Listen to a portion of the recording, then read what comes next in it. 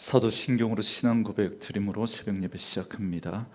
전능하사 천지를 만드신 하나님 아버지를 내가 믿사오며 그 외아들 우리 주 예수 그리스도를 믿사오니 이는 성령으로 잉태하사 동정녀 마리아에게 나시고 본디오 빌라도에게 고난을 받으사 십자가에 못 박혀 죽으시고 장사한 지 사흘 만에 죽은 자 가운데서 다시 살아나시며 하늘에 오르사 전능하신 하나님 우편에 앉아 계시다가 저리로서 산자와 죽은 자를 심판하러 오시리라.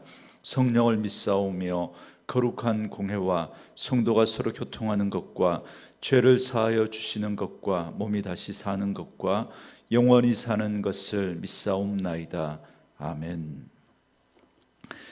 이 아침에 우리에게 주시는 하나님의 말씀은 시편 45편입니다. 매일 성경 순서에 따라서 시편 45편의 말씀을 보겠습니다. 시편 45편 1절에서 17절 말씀까지.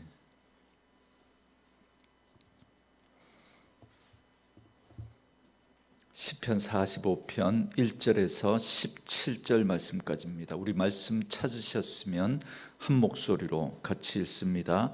내 마음이 좋은 말로 왕을 위하여 지은 것을 말하리니 내 혀는 그 솜씨가 뛰어난 서기관의 붓끝과 같도다. 왕은 사람들보다 아름다워 은혜를 입술에 머금으니 그러므로 하나님이 왕에게 영원히 복을 주시도다. 용사여 칼을 허리에 차고 왕의 영화와 위엄을 입으소서. 왕은 진리와 온유와 공의를 위하여 왕의 위엄을 세우시고 병거에 오르소서. 왕의 오른손이 왕에게 놀라운 일을 가르치리이다. 왕의 화살은 날카로워 왕의 원수의 염통을 뚫으니 만민이 왕의 앞에 엎드러 지는도다. 하나님이여 주의 보좌는 영원하며 주의 나라의 규는 공평한 규이니이다. 왕은 정의를 사랑하고 악을 미워하시니 그러므로 하나님 곧 왕의 하나님이 즐거움의 기름을 왕에게 부어 왕의 동료보다 뛰어나게 하셨나이다. 왕의 모든 옷은 모략과 침향과 육개의 향기가 있으며 상하궁에서 나오는 현악은 왕을 즐겁게 하도다. 왕이 가까이 하는 여인들 중에는 왕들의 딸이 있으며 왕후는 오빌의 금으로 꾸미고 왕의 오른쪽에 서도다. 딸이여 듣고 보고 귀를 기울일지어다. 네 백성과 네 아버지의 집을 잊어버릴지어다. 그리하면 왕이 네 아름다움을 사모하실지라. 그는 네 주인이시니 너는 그를 경배할지어다. 두로의 딸은 예물을 드리고 백성 중 부한 자도 네 얼굴 보기를 원하리로다. 왕의 딸은 궁중에서 모든 영화를 누리니 그의 옷은 금으로 수놓았도다. 수놓은 옷을 입은 그는 왕께로 인도함을 받으며 시종하는 친구 처녀들도 왕께로 이끌려 갈 것이라. 그들은 기쁨과 즐거움으로 인도함을 받고 왕궁에 들어가리로다. 왕의 아들은 왕의 조상들을 계승할 것이라. 왕이 그들로 온 세계의 군왕을 삼으리로다. 내가 왕의 이름을 만세에 기억하게 하리니 그러므로 만민이 왕을 영원히 찬송하리로다. 아멘. 오늘은 함께 읽으신 시편 45편 1절로 17절 말씀을 중심으로 아름다운 왕의 결혼식이라는 제목의 말씀으로 잠시 은혜를 나누겠습니다. 오늘 본문 시편 45편은 고라 자손의 맞쓰길 사랑의 노래 인도자를 따라 소산님에 맞춘 것이라고 이렇게 긴 표제어가 붙어 있습니다. 여기서 고라 자손은 여러분 잘 아시는 것처럼 찬양을 맡은 레위 지파를 말합니다. 그리고 맞쓰길은 교훈이라는 뜻을 가지고 있습니다. 그리고 소산님이라고 하는 이 말은 백합화 곡조라고 하는 뜻을 가지고 있는데요. 이 백합화 곡조가 뭐 어떤 걸 말하는지 정확하게 알 수는 없지만, 그러나 오늘 이 시편 45편의 전체적인 내용을 비추어 볼 때 아마 아름다우면서도 또한 축하의 의미를 담고 있는 곡조가 아니겠는가 그렇게 여겨집니다. 그러므로 이 노래는 고라 자손의 교훈으로 아름다운 축하의 메시지를 담고 있는 노래라고 할 수 있겠습니다. 특별히 오늘 본문은 왕의 결혼식 때 불렀던 것으로 알려져 있습니다. 그리고 이 시편은 왕의 결혼식 축하시이기도 하면서 동시에 메시아 예언시로 불리기도 합니다. 왜냐하면 예수 그리스도께서 우리의 왕이 되시기 때문에 오늘 본문에 나오는 이 왕의 이미지에다가 예수님을 넣고, 그리고 여기 나오는 신부의 이미지에다가 우리 그리스도인들을 넣어서 생각하면 딱 맞습니다. 그래서 오늘은 그런 의미에서 오늘 이 말씀을 함께 살펴볼 텐데요. 먼저 1절에 보시면 시인이 왕을 위해서 축사하고 있다라는 사실을 밝히고 있습니다. 그렇기 때문에 이 시인은 아마도 당대에 아주 뛰어난 인물이었을 것으로 생각합니다. 왜냐하면 보통 유대인들은 결혼식을 할 때 사람들 가운데 존경받고 또 훌륭한 뛰어난 사람들을 불러서 축사를 부탁했기 때문에 그렇습니다. 마치 오늘날 결혼식을 할 때 주례사를 맡은 주례자와 비슷한 개념이라고 이해하시면 되겠습니다. 그런데 국가적인 행사인 이 왕의 결혼식에 축사를 맡았다면 얼마나 뛰어난 사람이겠습니까? 그런 시편 기자의 입을 통해서 축사의 노래가 시작되고 있습니다. 먼저 왕의 아름다운 성품을 칭송합니다. 2절 말씀해 보시면 왕은 사람들보다 아름다워 은혜를 입술에 머금으니 그러므로 하나님이 왕에게 영원히 복을 주시도다 그럽니다. 여러분, 여기서 머금다라고 하는 이 단어가 야차크라는 단어인데요, 이 말의 원래적인 의미는 어떤 거냐면 흘러 넘친다, 흘러나온다, 이런 뜻을 가지고 있습니다. 그러니까 이 말씀은 왕의 입에서 은혜의 말이 흘러나온다, 이 뜻인 거죠. 그래서 하나님께서 영원히 복을 주신다, 이 말입니다. 여러분, 이 모습이 바로 우리 예수님의 모습 아닙니까? 그래서 사도 요한은 요한복음 1장 14절에서 아버지의 독생자의 영광을 보니 은혜와 진리가 충만하다, 이렇게 고백했습니다. 그러니까 주님의 영광은 다른 데 있었던 것이 아닙니다. 바로 예수 그리스도의 그 영광은 하나님의 말씀을 선포하고 있기 때문에 거기에서 나오는 그 하나님의 은혜와 진리가 그의 입을 통해서 나오기 때문에 그렇습니다. 여러분, 그런데 우리가 종종 중세에 그려진 성화의 그림 같은 걸 보면 예수님의 모습 뒤에 후광이 이렇게 비춰져 있는 그런 그림들을 종종 보게 되는데, 여러분, 그건 사실 성경적이지 않습니다. 여러분, 이사야 53장 2절에 보면 그는 주 앞에서 자라나기를 연한 순 같고 마른 땅에서 나온 뿌리 같아서 고운 모양도 없고 풍채도 없은즉 우리가 보기에 흠모할 만한 아름다운 것이 없도다 그럽니다. 실제로 사람들은 예수님을 봤을 때 나사렛 예수라고 하면서 나사렛에서 무슨 선한 것이 나겠느냐, 그 시골 그 촌구석에서 어떻게 선한 것이 날 수 있겠느냐, 그러면서 예수님을 무시했습니다. 그러니까 예수님의 어떤 외적인 어떤 모습에서 남다른 면이 있었던 게 아니었던 거죠. 그렇게 예수님을 무시했던 그들이지만, 그러나 우리가 복음서를 보면서 우리가 보게 되는 그 표현이 뭐냐면 무사람이 그 교훈의 논란이 이는 그 가르치시는 것이 권세 있는 자와 같고 서기관들과 같지 아니함일러라 그럽니다. 예수님의 권위는 어디서 나옵니까? 바로 예수님의 선포하시는 그 말씀을 통해서, 그분이 가르치시는 그 말씀을 통해서, 그 하나님의 말씀, 진리의 말씀, 은혜의 말씀이 그 입을 통해서 흘러나올 때 사람들은 그 예수님을 보고 놀라고, 그 예수님의 권위가 바로 그 말씀을 통해서 세워졌던 걸 알 수가 있습니다.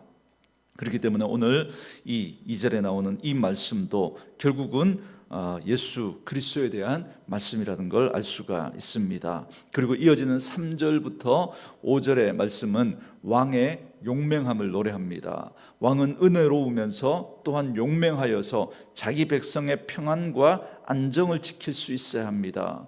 모두가 은혜로운 왕을 원하지만 그렇다고 연약한 왕을 원하지는 않습니다. 칼과 활을 들고 적국과의 전쟁을 승리로 이끌 수 있어야 합니다. 하지만 왕은 결코 전쟁을 좋아하거나 자신의 야망을 채우기 위해서 싸우지 않습니다. 진리와 온유와 공의를 위해서 싸웁니다. 그래서 성경에서는 여기에 가장 잘 어울리는 그런 사람을 꼽으라면 다윗을 아마 꼽을 수 있겠습니다. 그러나 다윗 역시도 완벽하게 여기에 부합하다 그렇게 말할 수는 없습니다. 그러므로 여기에 나오는 이 용맹함, 은혜로우면서도 용맹해서 자기 백성의 평안과 안정을 지켜낼 수 있는 왕은 바로 우리 예수님을 말씀하고 있습니다. 그래서 주님은 영화와 위엄으로 옷 입으신 용사이십니다. 그리고 주님은 한 번도 자신을 위해서 능력을 사용하거나 싸우신 일이 없습니다. 그리고 주님은 언제나 진리와 온유와 공의를 위해서 싸우십니다. 그래서 5절 말씀처럼 만민이 왕이신 예수의 발 앞에 엎드러지는 그날이 오게 될 것입니다. 그러니까 권능의 왕으로 이 땅에 다시 오셔서 다스리실 것이고 모든 무릎이 그 발 앞에 무릎을 꿇게 될 것입니다. 바로 예수님에 대한 묘사를 하고 있는 것이죠. 그리고 계속해서 6절, 7절 말씀도 왕의 통치에 대해서 말씀해 주고 있습니다. 먼저 6절 말씀해 보시면 하나님이여 주의 보좌는 영원하며 주의 나라의 규는 공평한 규이니이다 그럽니다. 시인은 갑자기 하나님은 영원하고 공평하신 통치자임을 선포합니다. 왜 갑자기 하나님의 공평하심을 말할까요? 그 이유가 7절 때문에 그렇습니다. 그러니까 하나님이 기쁜 마음으로 왕에게 기름을 부어 왕을 뛰어나게 하셨는데 하나님이 세우신 그 왕이 정의를 사랑하고 악을 미워하는 왕이기 때문에 그래서 이 왕을 세우신 하나님을 공평하다고 그렇게 지금 찬양을 하고 있는 것입니다. 그러므로 하나님 앞에서 가장 합당한 왕은 하나님과 같이 공평하게 백성들을 다스리는 그런 왕이어야 하는데 바로 정의를 사랑하고 악을 미워하는 왕이어야 한다는 겁니다. 여러분 이 땅에도 나름대로 정의를 사랑하고 악을 미워한다고 하는 그런 왕들이 있습니다. 그리고 그런 왕들이나 통치자들이 있었지만 그러나 어떤 왕도 어떤 통치자도 완벽하게 그렇게 정의를 행하고 그리고 악을 미워하는 그런 왕은 없습니다. 이 땅의 모든 사람은 다 죄인이기 때문에 나름대로 상대적으로 어떤 정의롭다 또 정의롭지 못하다 악하다 그렇게 평가하는 것이지 완벽하게 정의로운 그런 왕은 있을 수가 없는 것이죠. 그렇기 때문에 예수님이야말로 가장 정의를 사랑하고 악을 미워하는 왕이 될 수가 있는 것이죠. 그래서 예수님은 하나님의 기준에 따라 그렇게 공의로 세상을 통치하는 분이심을 오늘도 이 말씀을 통해서 우리는 또 확인할 수가 있습니다. 그리고 계속해서 8절과 9절은 이제 결혼식을 앞둔 왕과 왕비의 모습을 묘사합니다. 먼저 8절은 왕의 아름다운 모습을 말해줍니다. 이는 바로 예수님의 영광과 아름다움을 말해주는 것이기도 합니다. 그래서 예수님은 영원한 천사들의 섬김을 받으며 모든 피조물의 찬송을 받으며 영광 가운데 거하시기에 합당한 분이십니다. 그리고 9절은 왕비의 모습을 말해줍니다. 지금 왕비는 금으로 단장을 하고 서 있습니다. 이건 그냥 단순히 왕비가 얼마나 화려하게 아름답게 치장을 하고 있는가 그걸 말해주는 것이 아니라 왕의 신부로서의 합당한 모습, 그러니까 거룩한 그런 모습을 말해주고 있는 그런 표현으로 여러분 이해하셔야 됩니다. 그리고 이것은 바로 우리 그리스도인들이 신랑 되신 예수님을 기다리는 그 합당한 모습, 그걸 말해주는 표현인 것이죠. 그래서 우리는 정금과 같은 그런 믿음으로 세상과 구별된 모습으로 우리 주님 앞에 거룩한 신부로 그렇게 살아가며 우리 주님 다시 오실 그날을 맞이해야 할 것입니다. 그리고 이어지는 10절부터 이제 왕비에 관한 내용이 이제 계속 나옵니다. 10절과 11절 말씀에 딸이여 듣고 보고 귀를 기울일지어다. 네 백성과 네 아버지의 집을 잊어버릴지어다. 그리하면 왕이 네 아름다움을 사모할지라. 그는 네 주인이시니 너는 그를 경배할지어다 그럽니다. 여러분 신명기에 보면 이방인을 아내로 맞이할 때 그때 규례에 대해서 말씀하시는 내용이 나옵니다. 그래서 거기 보면 전쟁을 치르다가 마음에 드는 여인이 있어서 그녀를 아내로 맞이하려고 할 때 그때에는 한 달의 말미를 주어서 자기 부모를 생각하며 애곡할 수 있게 했습니다. 그런 과정을 통해서 이방인으로서 지금까지 살아왔던 그 삶을 정리하게 하고 이제는 하나님의 백성으로 그렇게 살아가도록 했던 것이죠. 여러분, 오늘 이 말씀이 바로 우리를 향해서 주시는 말씀인 거죠. 우리는 하나님의 백성이 아니었던 그런 우리들이었는데 그런 우리들이 이제 하나님의 백성이 되기 위해서는 과거에 사랑했던 것을 잊어야 하는 것이죠. 그래서 네 백성과 네 아버지의 집을 잊어버릴지어다 라고 그렇게 말씀하고 있습니다. 그래서 이방인 아내가 한 달의 그 말미 동안 애곡을 하면서 부모를 생각하고 애곡하면서 그런 과정들을 통해서 이방인으로서의 삶을 그렇게 청산하고 정리했던 것처럼 우리도 그렇게 해야 하는 거죠. 우리가 하나님의 백성이 되기 전에 즐겼던 그 세상의 악한 풍습과 잘못된 행동들을 그대로 가지고 우리는 하나님의 백성의 삶을 살아갈 수가 없는 것입니다. 늘 말씀드리죠. 신앙의 회색지대는 있을 수가 없습니다. 분명히 우리는 결단하고 이제는 과거의 삶을 끊고 이제는 하나님의 백성의 삶을 따라야 하는 것입니다. 하나님도 따르고 과거의 잘못된 그런 세상적인 즐거움도 우리는 함께 붙들고 살아갈 수는 없는 것입니다. 예수 그리스도의 영적인 신부가 된 우리의 삶이 그러해야 합니다. 이전 것은 지나갔으니 보라 새 것이 되었도다 라고 말씀하십니다. 이게 영적인 우리의 신분입니다. 이제는 그 신분에 걸맞는 그런 삶을 우리에게 요구하고 있는 것이죠. 신부가 누더기를 걸치고 있는 건 어울리지가 않는 것입니다. 그런데 얼마나 많은 그리스도인들이 영적인 신부가 되었음에도 불구하고 여전히 그런 누더기와 같은 것을 걸치고 살아가고 있습니까? 성도는 옛사람의 그 삶을 끊어야 합니다. 이제는 영적인 신부로서 새로운 삶을 살아가야 하는 것이죠. 만약에 주님의 신부임에도 불구하고 여전히 예전의 삶을 청산하지 못하고 그대로 살아가는 건 여러분 어울리지 않는 것이죠. 신부에게는 웨딩드레스, 거룩한 그 신부의 옷이 필요한 것입니다. 옷을 입어야 하는 것입니다.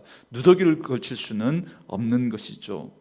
그래서 오늘도 이 말씀을 통해서 우리 하나님의 거룩한 신부로 거룩으로 옷 입고 정결한 그러한 신부의 삶을 살아가는 저와 여러분 되어줄 수 있기를 주님의 이름으로 축원합니다. 그리고 13절 이하에서는 왕비가 누리는 영광에 대해서 또 말씀해 주고 있습니다. 그런데 여기서 시인은 왕비를 왕의 딸이라고 부르고 있습니다. 이 표현은 왕비가 본래 다른 나라의 공주, 반드시 공주여서가 아니라 왕의 사랑과 깊은 총애를 받고 있다는 의미에서 마치 왕의 딸처럼 그렇게 여겨지는 겁니다. 그래서 이 표현을 쓴 겁니다. 그래서 왕비는 왕궁의 모든 영화를 누리게 됩니다. 금실로 수놓은 옷을 입고 왕과 함께 풍성한 삶을 누리며 살게 되는 것입니다. 여러분, 이것이 바로 우리 성도의 삶입니다. 우리가 예수 그리스도를 나의 구주로 믿고 하나님의 자녀가 되었다는 건 동시에 예수 그리스도의 신부가 되었다는 겁니다. 그러니까 우리는 하나님께 속한 사람들이 된 겁니다. 이제 우리는 하나님 나라의 그 유업을 얻게 될 것입니다. 아니요, 영적으로 우리는 이미 그 하늘나라의 모든 유업을 우리는 받았습니다. 그래서 에베소서 1장에 보면 그런 우리의 영적으로 우리가 받은 그 축복들을 말씀해 주고 있지 않습니까? 영적으로 이미 우리는 그런 복을 받은 자들인 거죠. 그렇기 때문에 우리는 비록 이 땅에 발을 딛고 살아가지만 천국을 소망하며 이 땅에서 하나님 나라의 삶을 잇대어 살아가는 것입니다. 이 땅에서 살아가는 우리의 삶은 하나님 하늘나라와 연결되어져 있는 것입니다. 그래서 우리는 그 하늘의 모든 그 신령한 복을 받은 자로서 우리가 이 땅을 살아가고 있기 때문에 우리가 이 땅의 것들을 가지고 우리가 그것 때문에 울고 웃고 흔들리는 삶이 아니라 우리의 영적인 실존을 바라보면서 우리는 그러한 복을 받은 자로서 하나님의 백성답게 우리는 이 땅의 삶을 살아가야 하는 것이죠. 그래서 늘 우리는 천국을 소망하며 우리는 이 땅의 삶을 살아가야 할 줄 믿습니다. 그리고 마지막으로 오늘 시편은 왕의 가문에 대한 축복으로 끝이 납니다. 16절과 17절에 보시면 왕의 나라가 끊어지지 않고 왕의 아들들이 온 세상을 다스릴 것이며 만민이 왕의 이름을 찬송할 것을 선포합니다. 오늘 우리 그리스도인들의 모습이 이와 같습니다. 여러분 베드로전서 2장 9절 말씀처럼 우리는 택하신 족속이요 왕 같은 제사장들이요 거룩한 나라요 그의 소유가 된 백성이다, 그렇게 말씀합니다. 여러분 왜 우리를 그렇게 귀한 존재로 그렇게 여겨주시고 그렇게 세워주십니까? 바로 이어지는 말씀에 그 이유를 설명하죠. 이는 우리를 어두운 데서 불러내어 그의 귀한 빛에 들어가게 하신 이의 아름다운 덕을 선포하게 하려 하심이다 라고 그 이유를 분명하게 말씀해 주고 있습니다. 그렇기 때문에 우리 그리스도인들은 왕이신 주님의 소유가 되어서 영원히 주의 아름다운 이름을 선포하며 찬송하는 삶을 살아가야 하는 것입니다. 그렇기 때문에 오늘 말씀을 통해서 우리는 다시 한번 예수님은 우리의 왕이시라는 사실을 분명히 기억해야 합니다. 그분은 은혜가 충만한 왕이시면서 동시에 악한 권세와 싸워 이기신 진리와 온유와 공의를 세우시는 왕이십니다. 우리는 그분을 왕으로 모시면서 동시에 놀랍게도 그분의 신부가 된 존재인 것이죠.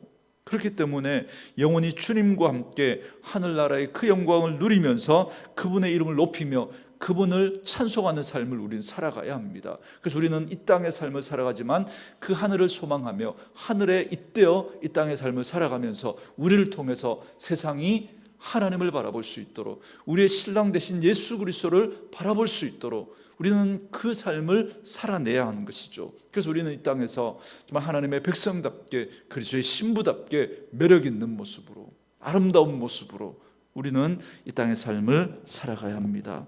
그러므로 우리 이 땅을 살아가면서 정결한 주님의 신부로서의 합당한 삶을 살아가야 하는 것입니다. 그렇기 때문에 옛사람의 그 모든 잘못된 그 습관들을 벗어버리고 하늘 백성으로 그리스도의 정결한 신부로 이 땅의 삶의 방식이 아니라 하늘나라의 삶의 방식과 그 가치를 붙들고 바로 하나님의 말씀을 따라 살아가야 하는 것이죠.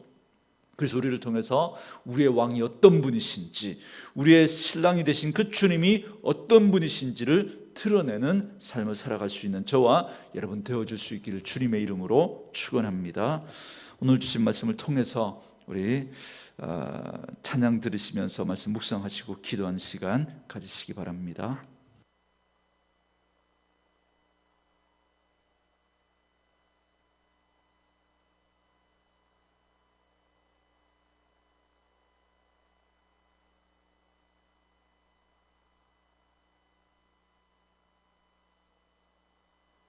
우리가 살고 있는 이 세대는 하나님의 뜻을 알고도 순종하지 않는 세대요, 하나님께 드린 헌신과 약속을 저버린 타협한 세대라는 것을 부인할 수가 없습니다. 하나님께서는 이런 세대 가운데 주님을 향한 순전한 소망을 품을 수 있는 순결한 신부의 세대를 부르고 있습니다. 순결한 신부의 세대라는 것은 우리의 죄를 위하여 이 땅에 오신 예수 그리스도의 죽으심과 부활하심과 다시 오심을 선포하는 증인의 삶을 사는 세대를 말하고 있습니다. 이 증인의 삶은 주님과 함께 고난을 받으며 십자가의 길과 순결의 삶을 사는 것을 의미합니다. 조롱하는 소리가 있고 세상의 유혹이 찾아온다 할지라도 예수 그리스도의 증인의 길을 걸어가십시오. 하나님의 사랑이 영원히 함께하여 주실 것입니다.